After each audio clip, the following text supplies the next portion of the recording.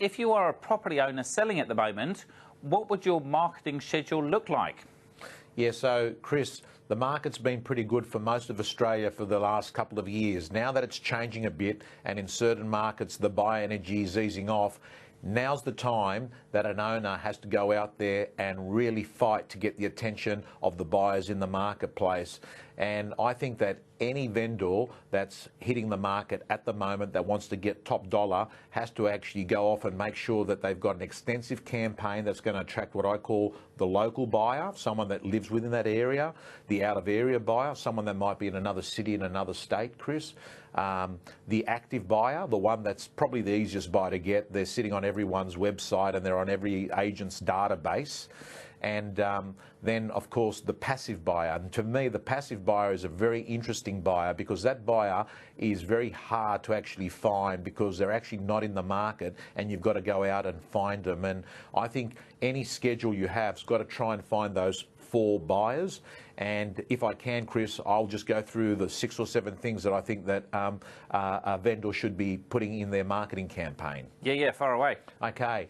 Obviously online, like a website like realestate.com.au, which is, the premier website across Australia, you'd want to be on that. But you don't want to just be anywhere on realestate.com. You want to be towards the first, set of properties that come up in the searches because you don't want to, build this billboard in the forest where no one's going to notice you in this congested zone because there's thousands of properties. So you want to be up towards the top, and that does cost more money. It's priority listings or premier listings, as realestate.com calls it. You want to be have a signboard, of course. It works 24/7. You want to have a video because videos are very sticky when people are on the internet. People like to look at the videos. You want to be in print, and that's because it attracts the older and the passive buyer. You probably want to do a letterbox drop around the area, and you want to go on Facebook, and you want to target geographically. And an agent can show you, a vendor, how to hit the suburb on Facebook so you can hit people's timelines.